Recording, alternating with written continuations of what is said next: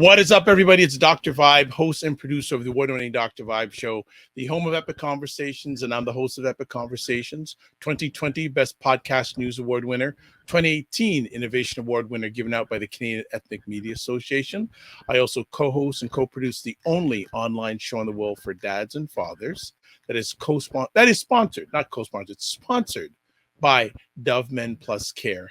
And as always, I like to say you're blessed, highly favored, a magnet for miracles, and a solution for someone's problem.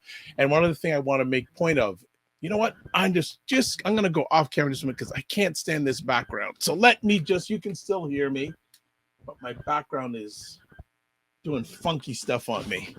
So let's do that. So I have to play around with it, but you know what? We're going to work with it. See, it's doing it again. I don't care. All right. Through my collaboration with Dove Men Care, part of a team that reached out directly and indirectly to over 100,000 fathers around the world in 2022 and 2021. And as always, I'd like to say you're blessed, highly favored, a magnet for miracles, and a solution for someone's problem. So let's get some housekeeping done. Wherever you're watching this, but particularly on YouTube. If you're watching on YouTube, press the subscribe and press the notification, and especially the notification, because when you press the notification button, it'll tell you when more epic conversations are coming up on the Dr. Vibe Show. You can also like us on YouTube or whatever platform you're watching us on. Subscribe. That's appreciated and not taken for granted. So as we get that housekeeping out of the way, I love new friends. I love old friends. This young man I met a while back. I actually didn't even take a look on when I first had conversations with him, but I can say a little bit, I knew him when. I know the people he's meeting now probably not have heard about him, but I knew him a little bit when, and he's always wanted to come and share and add positive value, especially in the area of social justice, to our platform. So Joan's name is Matthew Solomon, but he's coming with a specific purpose today. And I remember a few years ago, he told me he was going to do this documentary, this, that, other thing. And then eventually I saw he was doing it. And then he reached out to me for a member of my, I like to say, constellation, to help to his film, his documentary. He's done that. So let's give a little background here. Worldwide protests following the 2020 murder of George Floyd included calls to defund or abolish the police until a sharp rise in crime gave politicians and police supporters the fuel they needed to suppress the movement. Unfortunately, a detailed conversation about transforming public safety was never had. In his film, Reimagining Safety, 10 experts discuss how policing and incarceration create more harm than good, why the system persists, and what changes can be made to make everyone, and I want to underline that, everyone safe. So what we're going to do first is, crossing my fingers, technical wise, we're going to show a little bit of the trailer to this epic little thing. So let's make sure we can make this happen. Our screen is up. Here we go.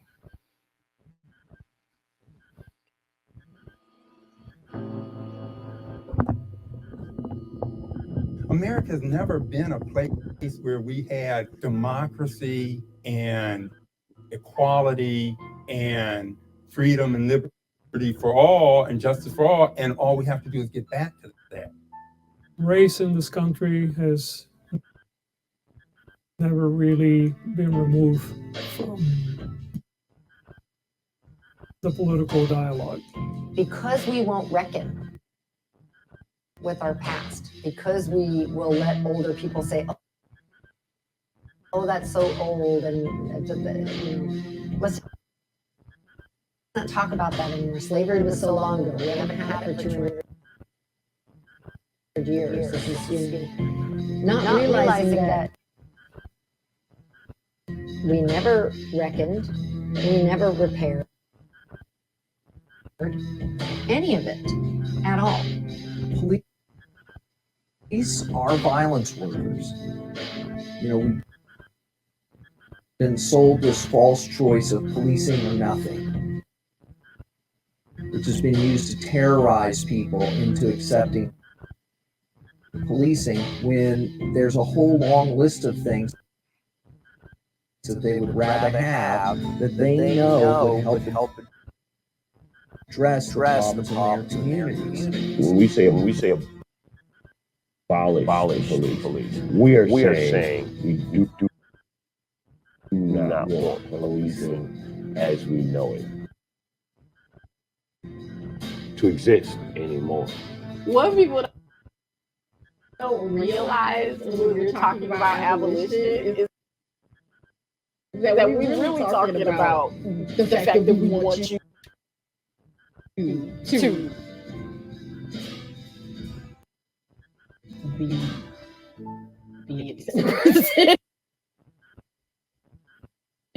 that it's going to require that you relate to people. We created a report, and it's called Defunding the Police, Finding the Way Forward for HHRF. Like the myth is that we need all these people in jail, all they be running around the streets, and that's not true. So I really try to shift us to believe that defunding is radical, to recognizing that what is actually radical is investing billions of dollars into policing. To not agree that defunding police is this radical lefty, communist, Marxist, whatever, that is actually practical. It's good social policy, it makes sense, and here's a roadmap to it. This is not some kind of abstract utopian envisioning. This is a very practical, programmatic intervention. Well, you begin to think differently, and you begin to look at people through the eyes of the humanity in all of us, and sort of that love for humankind. Your thinking and your approach to the work starts to be very, very different. All right. Well, I am not the star of the show, so we're going to bring up the star of the show this evening, Mr. Matthew Holland. What's going on? Hey, Dr. Vibe. I'm not. You called me a young man. I appreciate that. So things are good.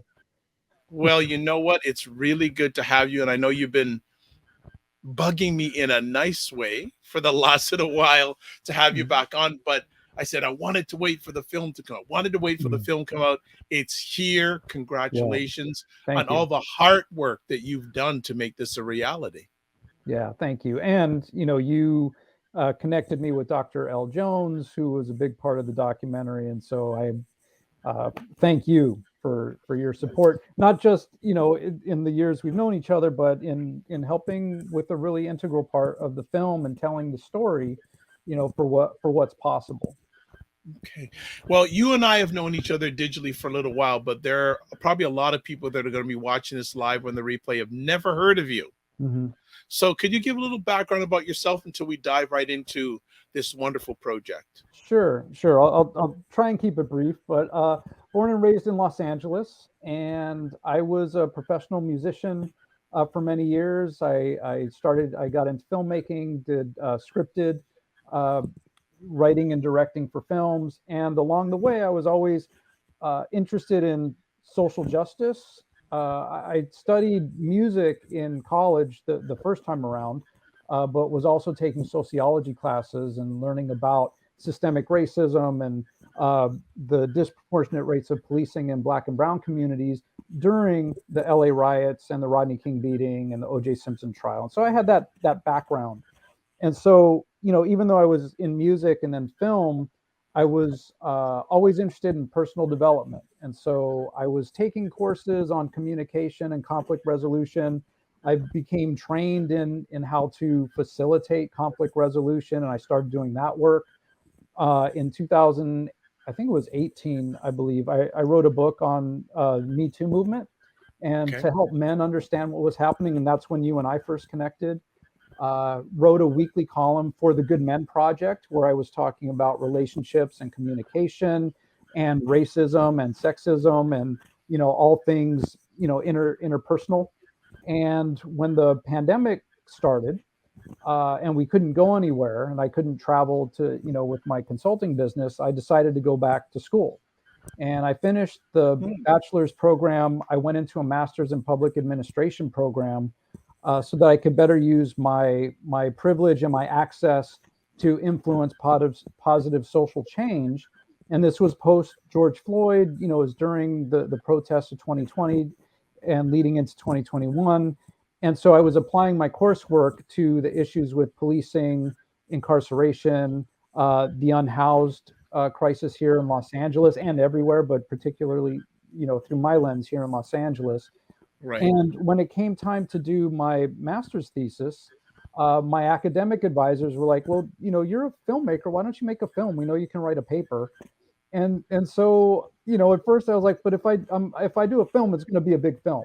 And, because they were like, oh, just make like a 10-minute, sizzle thing. And I'm like, no, it's going to be like a movie.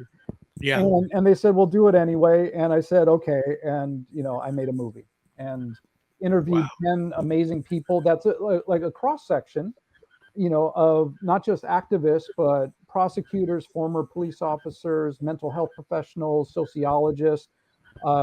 There's a former LA mayoral candidate who came in third. She ran on Gina Viola. She ran on an abolitionist platform and came in third in the primary. And so I wanted to get a lot of different perspectives on, if not policing, then what? And addressing like, what are the problems? Why do they persist? How do we get here?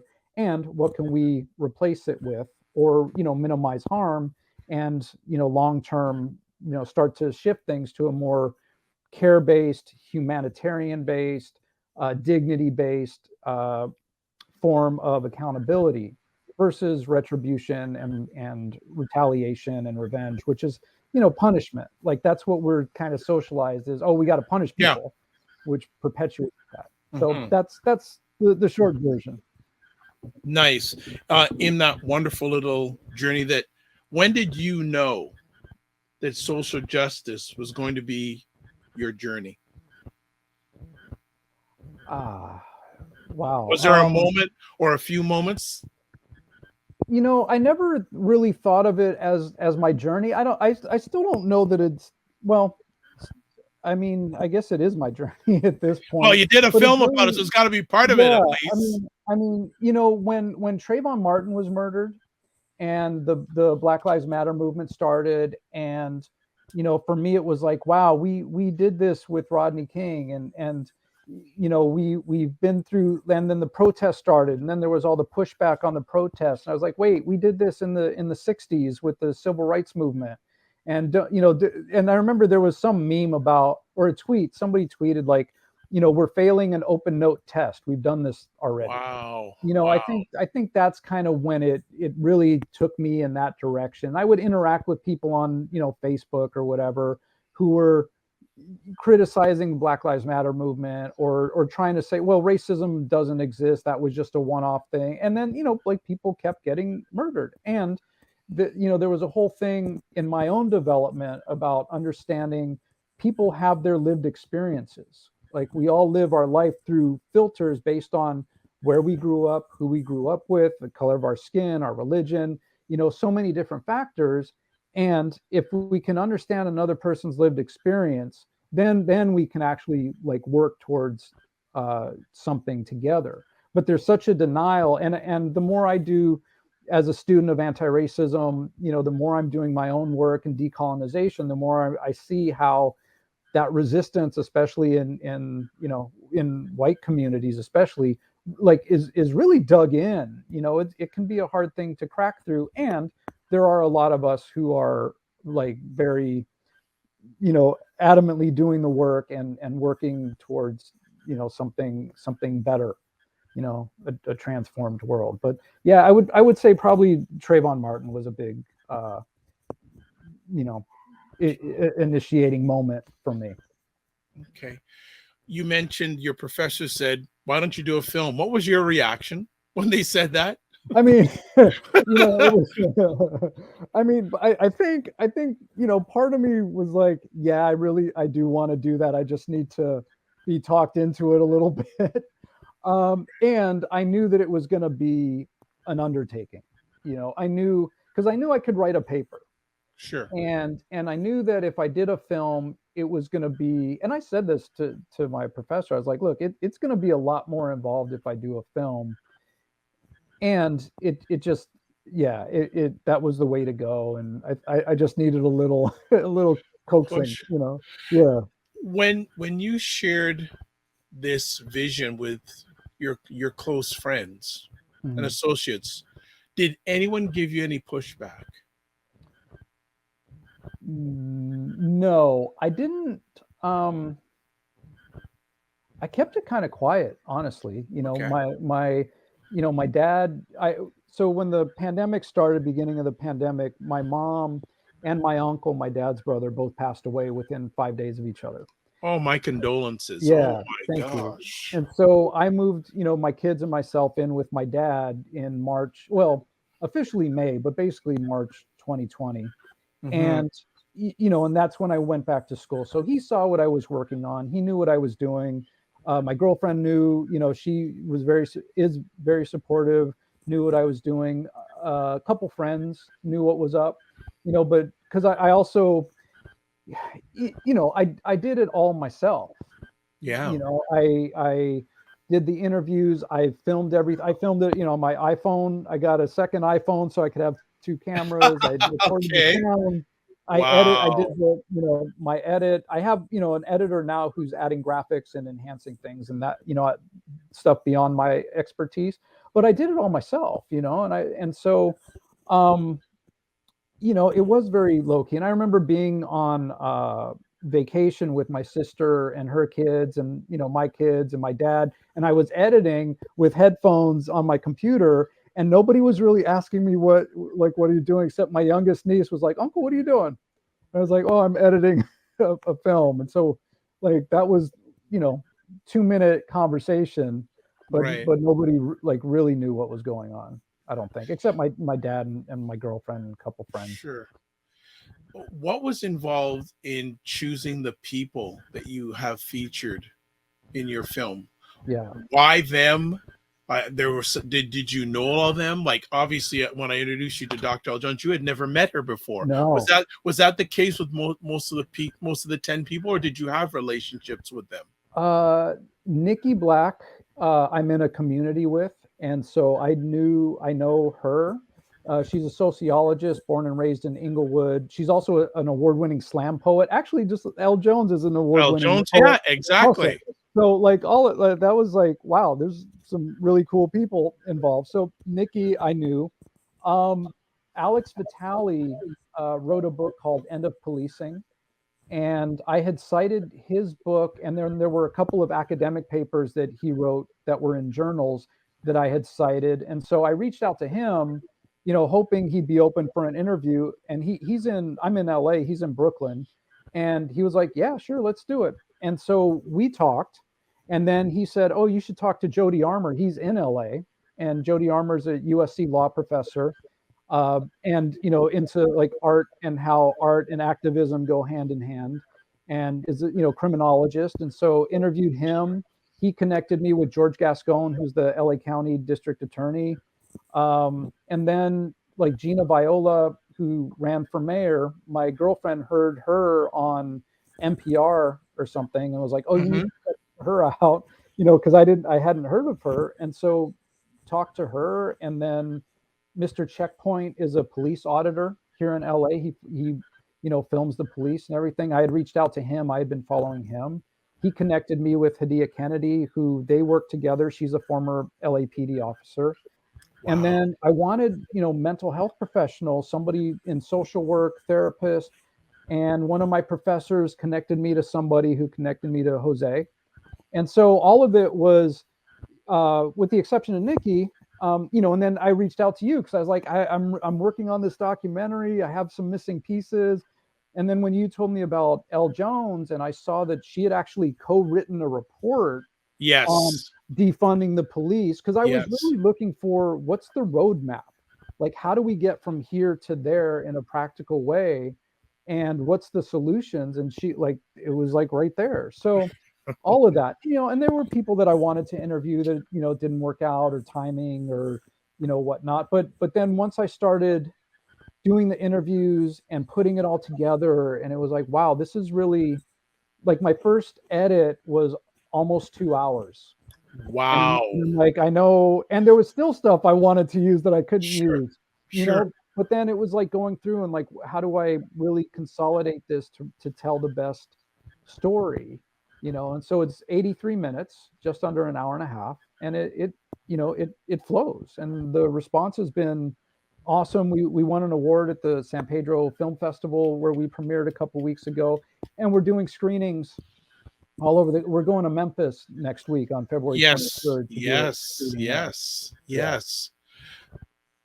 This is an undertaking that I don't call hard work, it's heart work. Yeah. A lot of hard work here. How many hours of interviews did you have to do? Probably 30 or 40 or so. Like everybody, we did at least an hour, but most everybody, you know, we went like, you know, like L Jones, like that was like a 3-hour. I could imagine. and she was like, you know, she'd be like, okay, I got to go in like 10 minutes. And then it'd be 30 minutes later. And then she'd be like, okay, I got to get out of here in like 10 minutes. And then we go another 30 minutes. Well, no, Matthew, I got to say, I was so happy that I was able to introduce you to help, because I said, Matthew better be ready. Like, I know he's seen her on screen, but in real time screen context. So I'm sure that could have been a documentary in itself. Oh, yeah. I mean, her stuff was really hard to edit because it was just like, there was so much really great information, you know, and she doesn't take a lot of breaths either. So no, not at all. And like brilliant, like her mind is incredible, you know. And I was just with everybody. I would leave the interviews and I would just be like so moved emotionally by how everybody shared so openly and you know, just I could, you know, it's like heart-centered, you know, everybody. And that's what I didn't know about abolition until I started interviewing, how it's really about, for me, it's about love. It's about care. If we really cared about each other, we would do things differently, and we can do things differently. It's just a matter of, do we want to? Really, you know, can we get past our limitations and how we've been socialized, you know, to really like say, okay, I care about humanity. I care about that person over there. And, you know, let's help each other. Wow. Jesus. I could imagine the stuff you left out. Yeah. But it's interesting, and you're reading my alleged mind. What were some of the things you found about defunding? Let me take this back. Was there anything you did not know or got new insight on about defunding the police through this journey of all these conversations? I think, you know, it's so like, you know, like you said in the introduction, that conversation never really got to happen. You know, it was a slogan. People were talking about, you know, defunding. We need to reduce the money that goes into the police from the perspective of, you know, they're hyper militarized with, you know, semi-automatics and tanks and all this armor, like military stuff. But it didn't, because of the media and the pushback and all the stuff that happens when there's, you know, progress made with, especially with Black liberation movements, you know, the blowback, it never got to, let's put that money into resources, because when communities are resourced, crime goes down drastically, and it's statistically shown, you know, like you can prove it.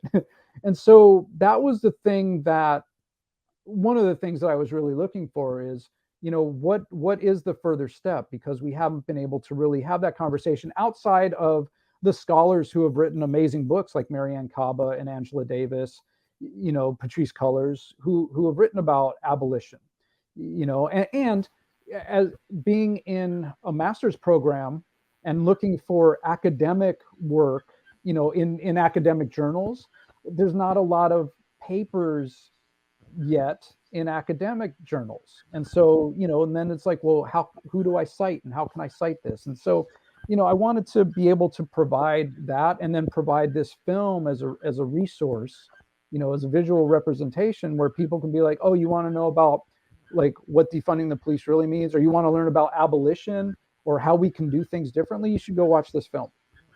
In the same way that 13th was like, you want to know why prisons are so screwed up and, modernized slavery and all that, you go watch 13th.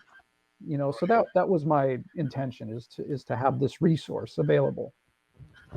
Good. I'm sure you learned something in each one of the conversations that you encountered.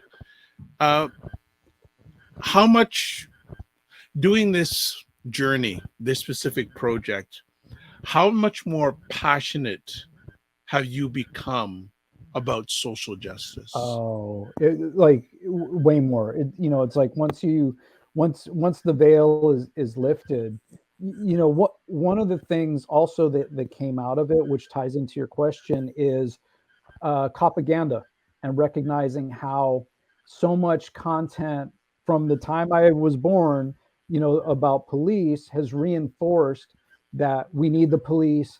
There's so much evil out there that even the cops, if they're evil, that's okay because that's what we need. And so, when I watch, there was that movie Cobra from the 80s with Sylvester Stallone. Yeah. And that was on like a month ago, and I was watching it, and literally every piece of dialogue is propaganda in support of, it doesn't matter if a police officer breaks the law because the criminal element is so evil. And I was just watching, my jaw drop. I was like, scene by scene, dialogue by dialogue. I'm the disease, you're the cure. From the loner lifestyle that he leads, that is because he's out there, fighting the fight.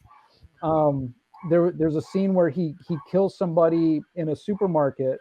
And I'm sorry, I don't know if you can hear the. That's okay. That's all right. No worries. Yeah. So he kills a bad guy, quote bad guy in the supermarket, and a reporter gets in his face and he's like, "Who made you judge and jury?"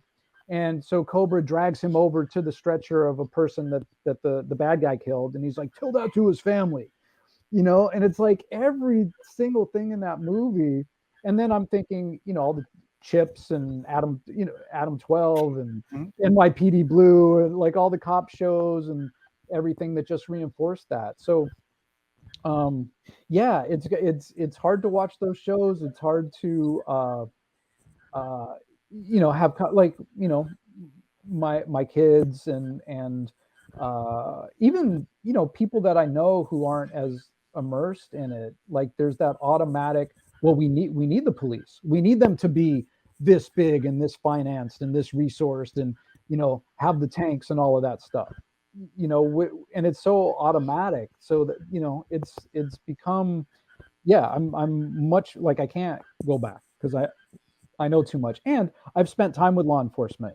Back years ago, I participated in role-playing activities in the Sheriff's Department Academy. So, I would be a suspect or a victim. And so I got to see how they were trained. Sure. And the mindset and like the command and control, and you do what I tell you, or I'm going to, and at the time it seemed justified and it made sense. But now seeing it through a different lens, it's like, there's really nothing else. And so when the President of the United States in a State of the Union goes on TV and is like, we expect police to be therapists and social workers and this and that, and I'm like screaming like, no, we don't. And we don't expect them to, because they're not trained that way. If we really expected them to be that way, we would train them to do those things, and we don't. We train them, I know I'm talking a lot, 60 hours of force training versus 8 hours of de-escalation. That's average in the country. And the de-escalation, Hadia Kennedy in the film talks about this. She's like, it's not really until the end where they actually have you interact with people in those role-playing scenarios, and then you go out on the street, and then your training officer is like, you need to be a hard charger and a badass and don't take shit from anybody. And so it's that mindset and that the way that they're trained, aside from the whole history of policing, which is a whole other thing. It's interesting we're talking about this at this time because here in Toronto there is heavy debate because the budget is being discussed, and there's a lot of money more money being given to hire more policemen compared to community programs. Yeah. Has with the film, where does defunding the police stand right now, in your opinion? Because a few years ago, we heard about it all the time. And now I don't hear about it as much, but we're hearing more stories of questionable behaviors by policemen over the last few weeks. We heard about those 5 black policemen who killed that young gentleman. And then I read a story yesterday how another black police officer all of a sudden was charged for the murder of a young girl. Yeah. Yeah. And with Tyree Nichols in Memphis, it was black officers. And then all of a sudden now it's like, oh, wait, there was a white officer too. And then there's these other white officers that they didn't even do anything to, that nothing's happened with, and the paramedics involved. And so all of that was left out of the narrative initially, but in terms of defunding the police, it hasn't happened. And people, will scream, oh, crime is up because we defunded the police. But if you look at the budget, and this is in the film, like LAPD's budget has increased 50%. Gina Viola says this, increased 50% over the last 10 years. And you can see it in the graph. It's like 3.2 billion last year. It's higher this year for LAPD. And then there's the sheriff's department, which is another 3 point something billion dollars. So nobody's been defunded. The police haven't been defunded. And if anything, the slogan has become like critical race theory has become, politicized, like wokeness has become politicized and twisted to not mean what it really means and used against, any movements for progress. Without giving away too much of the content of the film, what are some of I think I will call them your friends, because I think everyone has become a friend to you after this project. What are some of the concerns that the people you had conversations with have about the state of defunding police as we stand here in 2023, the middle of February? All of them are doing the work in one way or another. And, it's interesting. A friend of mine is a new council person in the city of West Hollywood. And when I was working on the film, she asked me, she's like, do you have hope still? And I had to think about it because, over the last 3 years with COVID and the murder of George Floyd and the backlash over the protests against police brutality, and having lost lifelong friends and people I've known and respected because of, they couldn't get past their viewpoints that were rooted in white supremacy. And so we just stopped talking. Wow. I wrote about this actually in the Good Men Project, that I was losing hope, but I said to her, I had to think about it. I said, yeah, I do have hope. Otherwise I wouldn't be doing this, and I think for everybody in the film, without having asked them directly, they do have hope. They're doing the work. There's work to do. I mean, Elle said it really eloquently in the film that, this is long term. Yes. It's not going to happen tomorrow. If we got rid of police in prisons tomorrow, we're not prepared for that. Whatever other authoritarian entity would step in and take over, because we don't know how to talk to each other and interact and, get each other resourced, when we're having mental health crises or whatever. So I think everybody is in it doing the work because we believe in the end result. And as hard as it is, and as much pushback as there is, they've all seen the pushback for decades. So they know, we'll take 2 steps forward, take, a step or 2 back, and we'll just keep moving the ball. But actually, Jody Armour said this also in the film, how, the protests against police brutality in 2020, there were a whole lot more white people involved, in that. And so that speaks to something also. Now the sustainability of that, Nikki Black speaks to how, there's that surge, and then, okay, where'd y'all go? When, Yeah, so yeah. This is a, and I don't, again, I don't know if it's addressed in the film or not. I haven't seen enough of it yet, but it seems that this issue becomes front page when an incident happens. Yeah. In between incidents, Mhm. you don't hear it as much. Yeah. Was that ever expressed by any of your friends during the conversation? Yeah, well, Nikki for sure. I mean, she's very active on social media. She's an anti-racism educator. She actually has a, oh my gosh, I forget what her program is. She has a Nikki Black on Instagram, NIKKIBLAK. Like she has a program, Interrupting Racism. That's her program. So she, she was like, I know you all are, posting your black squares and reading your books, but are you still going to be here in 6 months? And actually, this film, the timing of this film was like, yeah, we're in the in between, and the momentum has dropped, and I'm making this film now because I want people to reconnect. And then unfortunately, in Los Angeles, first 3 weeks of of the new year, 3 people were murdered by LAPD, and several were murdered by the sheriff's department. And then Tyree Nichols was murdered in Memphis, and now we're like back into it. And then Cop City in Atlanta, and so what was intended to be, okay, we're in the middle phase, is now like, now I'm like, oh shit, I wish this film was like distributed already, so that people could just go watch this now. What have you learned about yourself during the journey of the film?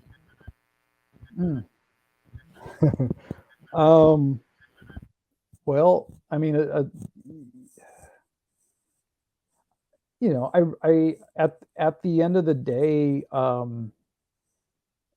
honestly, and I've had to deal with pushback from, different people in my life. It's, my care for people and my desire for people to be taken care of outweighs, any desire to like fit in or be liked, and, on a personal level, that's been a thing for me. Like I've wanted, people to like me or whatever through my life, but it's like, cause somebody close to me when I did the film was like, why are you even like this? Why are you so adamant? Why are you? And my answer was, because I care about people, and so that's, at the end of the day, like, I don't know, I don't know what comes next, and, all of that, but I care, and I want to, I have skills and talents, and I know I can weave stories together. And so it's important for me to do my part and share. Recollect or take us back the first time you saw the finished product. How did you feel? Yeah.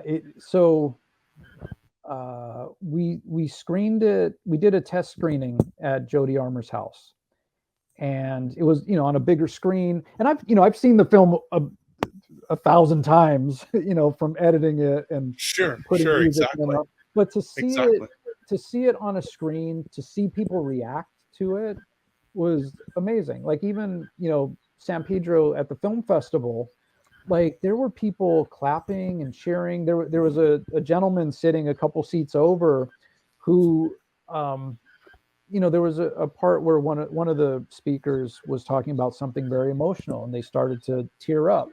And the gentleman sitting, was like, "Oh, that's okay. It's okay." Like he was talking to her on the screen.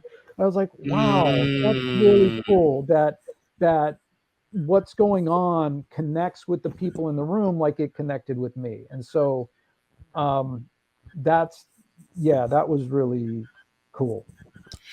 I wanted to separate having that screening with one of that gentleman's place compared to the first time you screened it for the public. Mm-hmm. What was that feeling like, screening for the public and seeing your creation, your heart work, getting the response that it did. Yeah, I mean, it was, nerve-wracking leading up to it, and then once it's playing, it's yeah, I don't know, it's cool. I moved to tears. It's like I watched every interview on my laptop that I'm on right now, 13-inch, and inspired, but like doing the work. And then when I would see it on the screen and the stories being told and the everything being shared, I felt emotional. Like I got pulled in to what was happening. And so like I had joked with somebody. I was like, yeah, I've seen this movie 100 times. I'm still not bored of it. And then to have the emotional part on top of it, it's like, yeah, okay, this is good.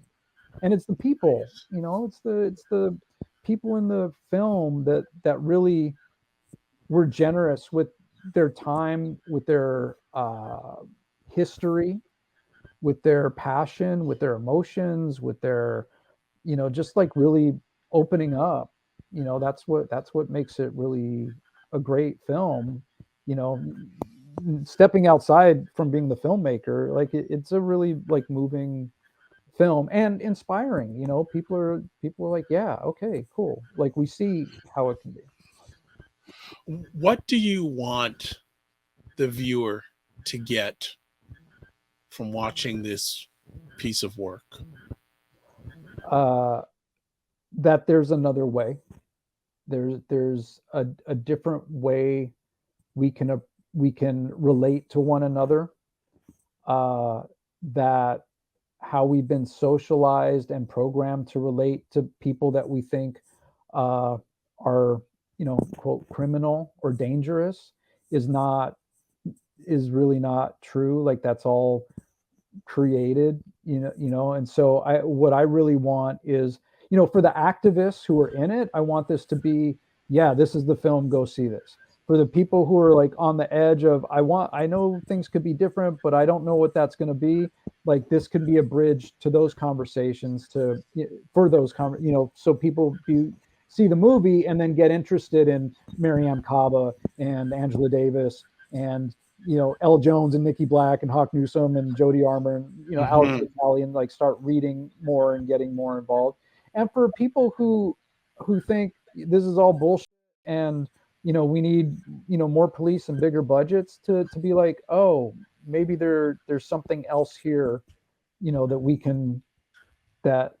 could look at differently, and so it's all part of that social change to leave the world better than when I came into it. Nice.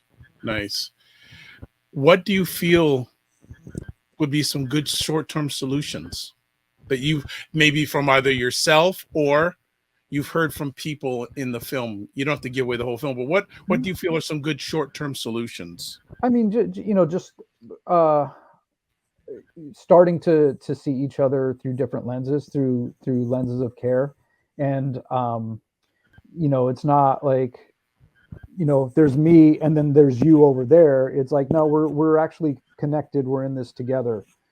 So it's more of a collectivist mindset than an individualist.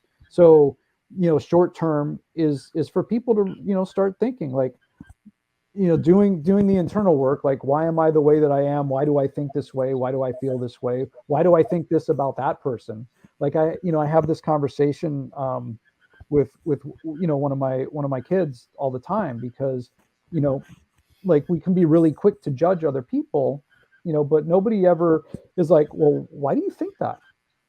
And what's making you think that way about that person? And what if you're wrong? So stuff like that, short term, just like really questioning why things are the way they are, and what might it look like if it was different. If, in your opinion, in order to make forward movement on this defunding the police area, how much do we have to advance our conversations about race? I mean, you can't have the conversation without having it, without talking about race. So, and that's, I mean, look at what's happening, in Florida, like, right now, where they're, the governor, is making it illegal basically to teach black parts of history. Like, black history is American history. He's making it illegal to have African American studies, AP level African American studies, getting rid of books, that have anything to do with whatever he thinks wokeness is. So, policing and race, I mean, it goes hand in hand. Elle Jones, she talks about this, and in Canada, she talks about how, the Black community and the Indigenous community, are oftentimes, if I remember correctly, she's saying conflated, and so it's hard to get, different kinds of statistics, but it's all suppression and control and containment, and who has resources and who doesn't have resources, who doesn't deserve resources, like all of that, and then the police are in place to manage that. And so you can't have a conversation about I was going to say police reform, but reform, you can't, but you can't have any of those conversations without addressing the racial component, because it's just always there. See, that's where my concern is with moving this forward. If the race conversation and America, as divided as it is right now, one can't go without the other. The race thing has to come first, at least moving on that. Do you not think? Yeah. I mean, it's all absolutely. I mean, it's all intertwined, and I think not sure. Yeah, I agree. I agree. There's nothing to add. I agree. No problem. Let me ask, I know you probably had a lot of great moments when it came to this film. Share a special moment, whether it was in front or behind the camera. I mean, and I just want to, because I know there were many. Yeah, it was cool to go to, the Department of Justice in LA and interview the district attorney, and, be in the press room, and, that, I mean, I never thought I would do anything like that. So, that was really cool. That was an awesome moment. And then, when I interviewed Hawk Newsome and Alex Vitale in New York, I went to New York, and I got to not only interview them, but, I did a lot of B-roll, captured some footage, in Brooklyn and the Bronx and New Jersey. I have family in New Jersey. And so being able to film that and then put that footage in the documentary, in addition to the interviews, and, really see those parts of New York through different eyes, having interviewed people who live there and were talking about local, issues and everything. All of that was great. Nice. What is next on the journey? I know there's festivals. What is next on the journey for this great piece of work? Well, festivals, we're doing impact screenings. I'm getting requests all the time. And if any of your viewers, want to do a screening in your area, you can reach me through the website. We're working on something in New York with Empire State College. We're going to Memphis, like I said, next week. We're in Claremont tomorrow night. I've been contacted by San Jose, California, somebody in Tallahassee, Florida, Chattanooga, Tennessee. So we're doing these screenings, building awareness, working on, getting distribution on a larger platform. So we can say, all right, cool. Now you can go see this on, Netflix or Hulu or PBS or HBO or whatever. Sure. And then after this, I have a vision for a docuseries that will go beyond policing, but also get into education and climate and relationships and communication, all through the lens of, if we really cared about each other, how would we approach these things differently? Well, I know that's going to come, and I already have people to share with you on the next steps. Did you ever think you'd be at this point when we first met a number of years ago? No, it's like, I never thought I'd make films in the first place, and then I never thought I'd write a book, and then, documentary. I don't know how to make a documentary. So no. Yeah, it's pretty. And I never thought I'd go back to school, honestly, if it wasn't for the pandemic. And, even, I think if the pandemic had happened and my mom was still alive, I probably wouldn't have gone back to school either. Wow. It's just everything just kind of weaves and changes. Right. You never know. And I've kind of learned to just go with it, at this point. Nice. No. Anything else you want to add to our family before we let you go? No, I love what you do, and I love the spirit that you bring to everything. And, I value our connection, and I know we can Well, go. I think we're past connections. We're in the relationship phase. We have a relationship. Yeah. We have a relationship. Now, Yeah. I just want to say, Matthew, I am so proud of you. Oh, thank you. Like I said, I'm probably, I can say this. I think I can say this. I knew you when. So when you reached out to me to say, hey, could you get in contact with L. Jones? I was humbled and honored. And then to see it actually come to fruition. And I know a little bit about you. I know where your heart is. Yeah. And you want to see the world a better place. And I think that I love to see that you are reaching a goal, dream, and desire. And that's not just for you, but through you. Yeah. So that I'm very happy to see this, to be part of this. You can always reach out to me. Yeah. It may take some time to finally make it happen, but but it's worth it. Do you have any final words for our family here when it comes to policing?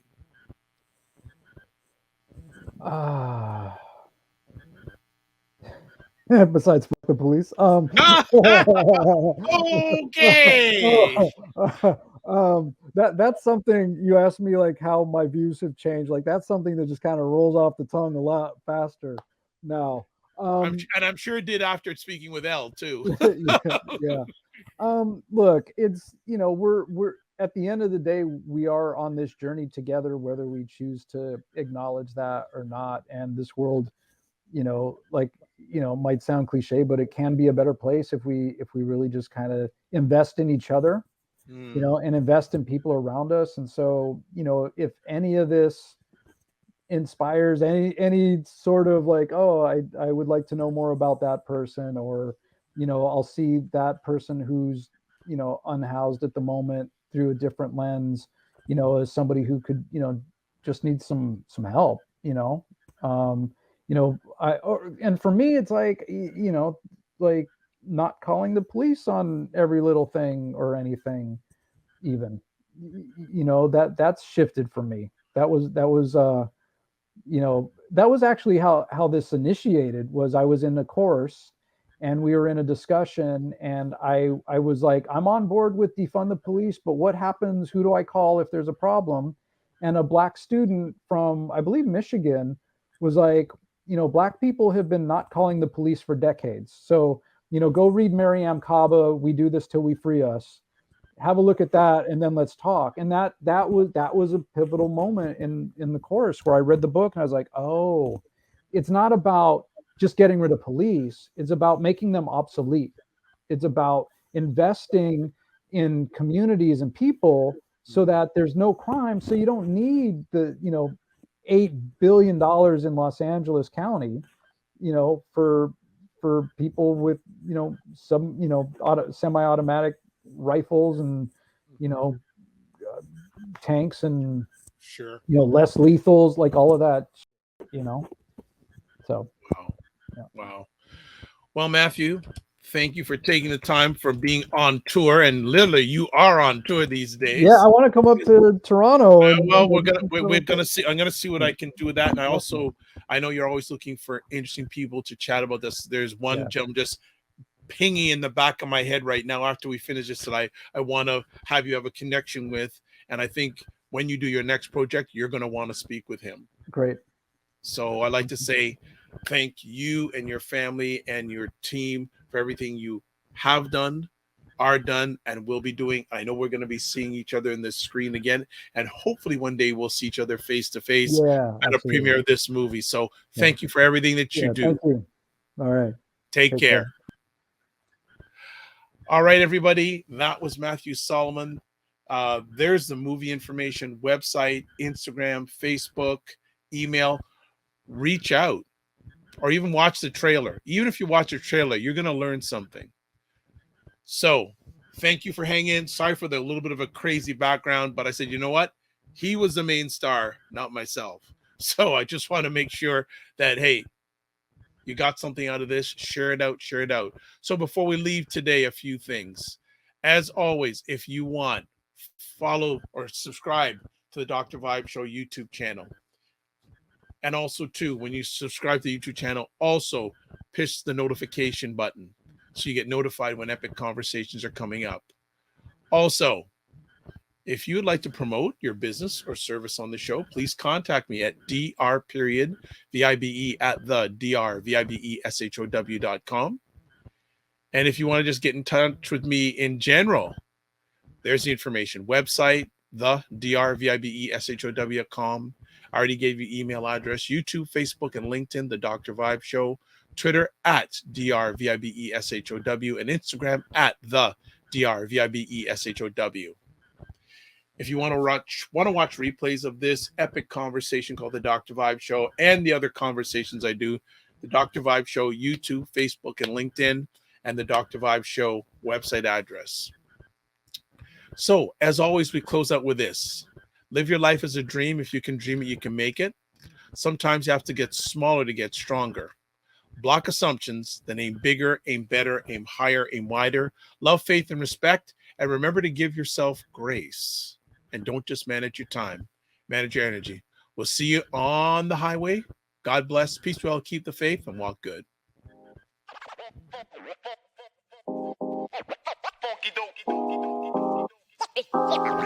Yeah.